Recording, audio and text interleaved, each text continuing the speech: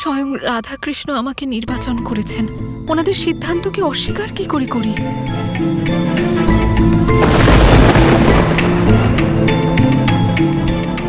দাদা, কই অশ্ব কোথায়?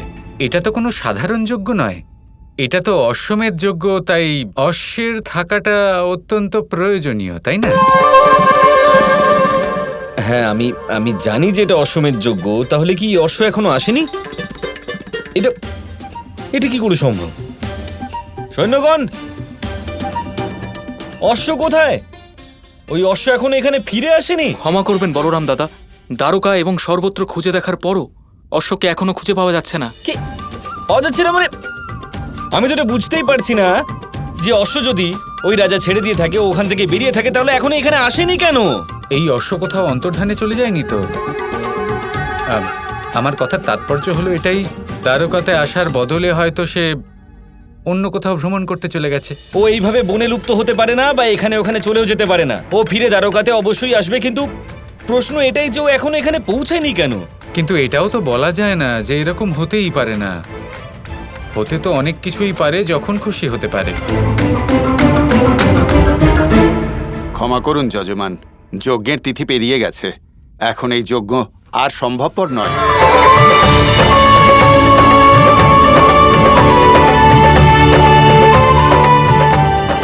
এসব কি হচ্ছে? এত আয়োজন করা হলো, সাজানো হলো, সবাই কত উৎসুক ছিলেন, আনন্দিত ছিলেন, আর ঠিক আছে, যা হয় ভালোর জন্যই হয়, তাই না দাদা? এবার অশ্বমেধ যজ্ঞ তো এখন সম্ভব নয়, এখন যজ্ঞ হবে না দাদা। যদি ভবিষ্যতে সম্ভব হয় তাহলে নিশ্চিত রূপে করব দাদা। হয়তো এই যজ্ঞ এখন নাই হোক, এটা মহাদেবেরও ইচ্ছা।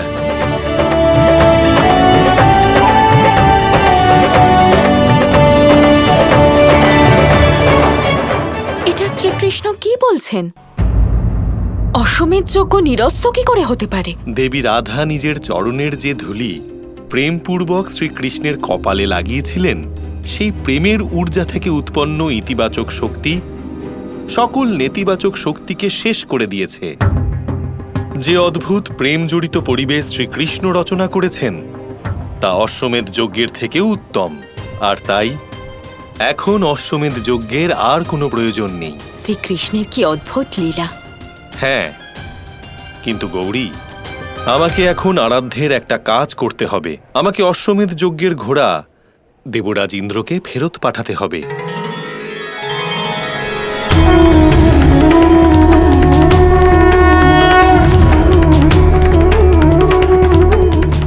আর যখন অশ্বই নেই, তাই যজ্ঞ হবে না।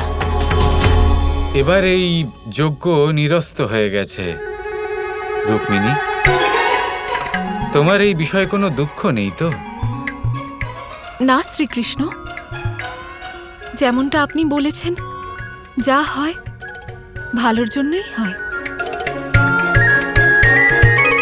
ধন্যবাদ মহাদেব, আপনি আমার হৃদয়ের কথা শুনেছেন। মহাদেবের সাথে তো আমি স্বয়ং কথা বলতে যাব। জগৎকে প্রেম শেখানোর জন্য উনি এত বড় নাটক রচনা করেছেন। দেখো গৌরী, শ্রীকৃষ্ণ আমার সাথে কথা বলতে আসছেন। মহাদেব, এখন তো আমারও ভয় করছে।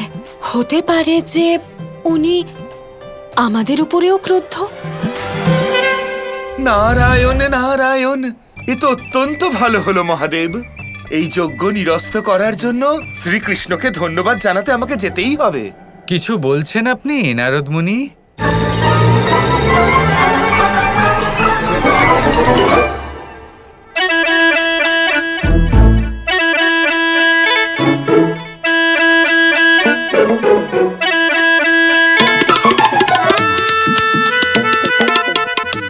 প্রণাম আরাধ্য। প্রণাম নারদ মুনি, আপনি বলুন, কি বলছিলেন? প্রভু, আপনি স্বয়ং এসেছেন। আপনি তো নারদ মুনি, আপনি আমাকে স্মরণ করলেন তো আমাকে তো আসতেই হতো। আর এমনিতেও খুব স্পষ্টভাবে একটা কথা বলতে চাই আমি আপনাকে। যদি কিছু অনুচিত হয়ে থাকে তাহলে সেটার জন্য নিজেকে দোষী ভাববেন না। যা কিছু ভালো হয়েছে তার কারণ হলেন আপনি। হ্যাঁ দেবর্ষি, আমি শ্রীকৃষ্ণর সাথে সহমত। আমি অত্যন্ত প্রসন্ন যে অবশেষে আমার স্বপ্ন পূরণ হয়েছে শ্রীকৃষ্ণ।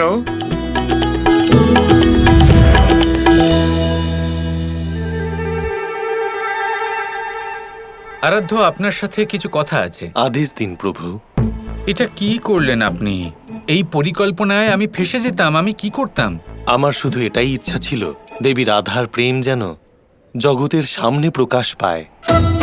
এই জগৎ যেন জানতে পারে যে কেন দেবী রাধাই সর্বশ্রেষ্ঠ। উনি আপনার এত প্রিয় কেন? যদিও আপনার অষ্টভার্যা সর্বগুণা সম্পন্না, কিন্তু দেবী রাধা ওনার পবিত্রতা সর্বোচ্চ। ঠিকই আছে। যাই হোক, সব মঙ্গলই হয়েছে। এই সংসারের কল্যাণ হয়েছে, নারদ মুনির হৃদয় ভাঙা থেকে বেঁচেছে। আর আপনি তো আমাকে এই পরিকল্পনাতে ফাঁসিয়ে বেশ আনন্দ উপভোগ করেছেন, তাই না? হ্যাঁ আরাধ্য, খুবই আনন্দ পেয়েছি। কিন্তু এই কার্যই যদি কেউ আপনার সাথে করে, তাহলে আপনি কিছু মনে করবেন না তো আরাধ্য? কিন্তু আরাধ্য, আমার সাথে কেন কেউ এরকম খেলা খেলবেন? আর যদি কেউ খেলা খেলেও নেন, তাও এতে খারাপ ভাবার কি আছে? আপনি স্বয়ং এই কথা আপনার মুখ থেকে বলে দিয়েছেন আরাধ্য, ভালো হয়েছে। এখন এই কথাটাই শুধু মনে রাখবেন। অনুমতি দিন আরাধ্য।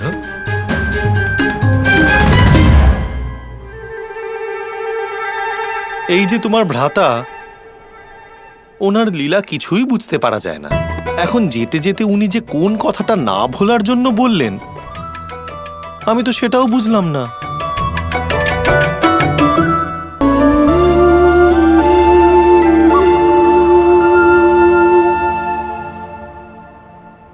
কেউ একটা কথা সত্যি বলেছিল রাধা, একান্তে সত্যের দর্শন পাওয়া যায়।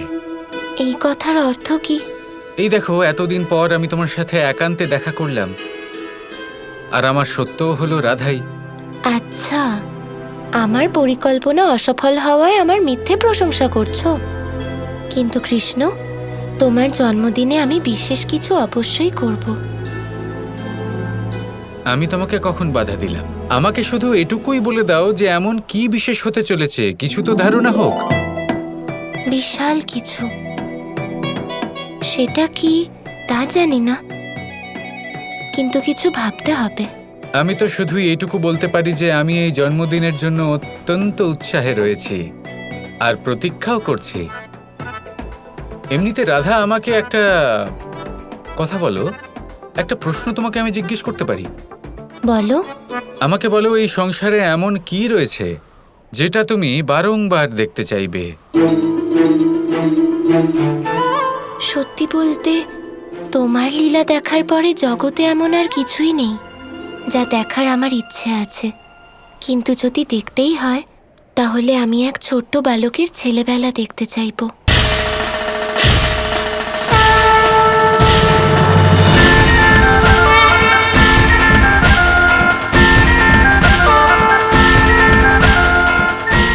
কি করে এক মা তার বাচ্চাকে লালন পালন করে, সে বড় হয়ে যাওয়ার পরেও সেই স্মৃতিগুলোকে স্মরণ করতে থাকে।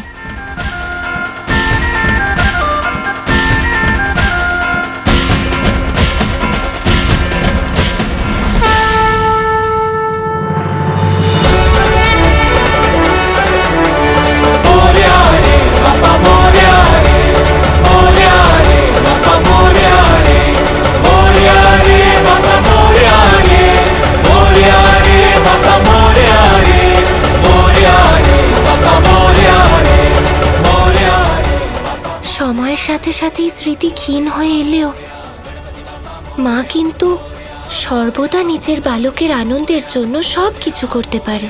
যদিও এই স্মৃতিগুলো সজীব হয়ে ওঠে, কত ভালো হবে, তাই না? মা, আপনি কি আমায় স্মরণ করেছেন?